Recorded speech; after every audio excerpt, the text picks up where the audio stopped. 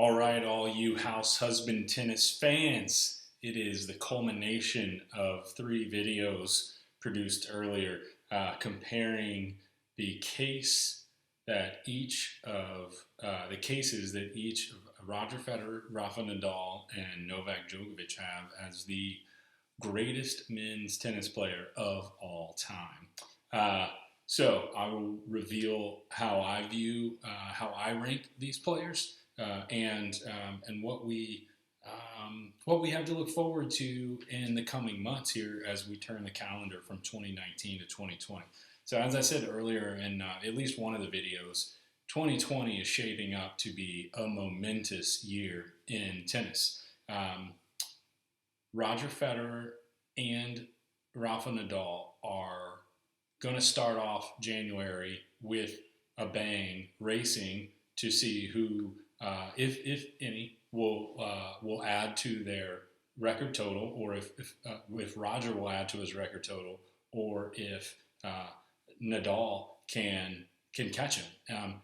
In a month, this could be totally, or a month and a half, 2 months, this could be totally different. This video could be obsolete in some ways, because if Rafa wins the Australian Open, he adds two things. He ties Roger Federer for most Grand Slam titles, and he wins. He would complete a second career Grand Slam and be the first man to ever do that in the history of tennis. So that would be two incredible feathers in Nadal's cap in just 2 months from now. And then you add a couple months later, the French Open. Now he's going for a new record of 21 Grand Slam titles. And then obviously, if he were to do that, he would keep the year in number one almost assuredly, depending on how he did on clay. And then, he'd have Wimbledon and the other hard court masters and the U.S. Open ATP finals. But I mean, wow, like we're going to know so much in the first few months of 2020 about where Federer and Nadal stand. So Federer could win the Australian Open. He could bump it up to 21. It would mean that Nadal would have to win two more, really putting the pressure on Rafa Nadal to have to win multiple more majors at 33 and 34 years old. And it just gets tougher and tougher. So you've got the Nadal-Federer storyline. Obviously, Federer needs to beat Nadal a couple of times, or it would really help his case. Nadal, if he beats Federer a couple more times, wins a couple more majors, a couple more masters, he could really start to move up and really start shaking the foundations of Federer as some people's view of all-time number one greatest male tennis player. The other thing that you have with Federer, like I said in his video, he is almost assuredly going to pass Jimmy Connors as the winningest player of all time, most wins. And that has some cachet. That says something. He'll have the most weeks at number one, the most wins. He has a really high winning percentage. Depending on how Nadal does, he'll have the most Grand Slams. That's a pretty tight case, even with losing the head-to-head matchups to both Rafa Nadal and Novak Djokovic. And then obviously, if Rafa wins a couple of majors, one or two majors, he starts moving up. The more weeks that he's at number one, he really needs to be number one for a year and a half at a minimum to get up to those guys, the Lendls, the Jimmy Connors, the Novak Djokovic.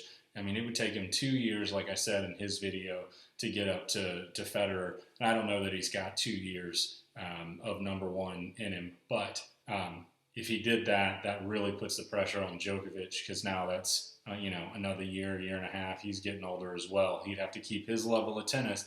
And if Nadal's playing well enough to keep that number one streak going, he's winning majors, he's winning big tournaments, and that means Djokovic isn't winning that many majors. He's not going to catch him in that Grand Slam total. So really, we just start off with a bang. It's really about Federer and Nadal. I guess you could really say it's about Nadal. Whether or not Nadal wins majors and Masters tournaments. The majors, he needs to win them. He needs to win one more. He'll probably get another one.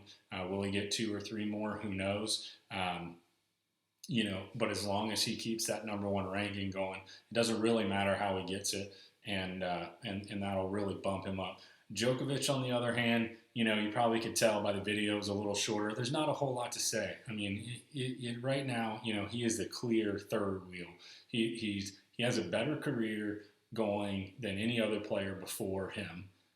He's got more majors, more Grand Slams than Pete Sampras and all the other guys. He's got the second best winning percentage behind Nadal, and he does have the head-to-head on both of those guys. But he's got a ton of weeks at number 1, but he just doesn't have, like I said in his video, he doesn't have anything. He's not first in anything. So really, Djokovic's rise up these rankings is going to depend on what Nadal does. And then Roger's standing in 2020 is going to depend on what Rafa Nadal does. So here to close this video up, not to spend too much time, my rankings of the best men's tennis players of all time at this date, December of 2019, you got to go with Roger Federer right now. His history, what he's done in the sport, he's right now the clear-cut number 1, greatest tennis player, men's tennis player of all time. And then a close second, like a really close second, is Rafa Nadal. And the fact that Nadal is 5 years younger bodes well for, if I do a repeat of this video, say next December, in a year, give him a year, it'll probably be closer. I mean, with Federer would still have the total number of weeks at number 1. Who knows if he would have the most Grand Slams, but he would have the most wins, barring injury. And so you got to look at that. Is he going to retire? Would Rafa, win a few more years, play a few more years, win a bunch? Who knows? But right now, I think it's clear that Roger Federer and Rafa Nadal are head and shoulders above Djokovic and every other tennis player that's ever played. And then it'll be really interesting and really fun to watch the 2020 and 2021 seasons, to see the race really for history, to see what those two guys can accomplish and where they'll stack up for years and years to come.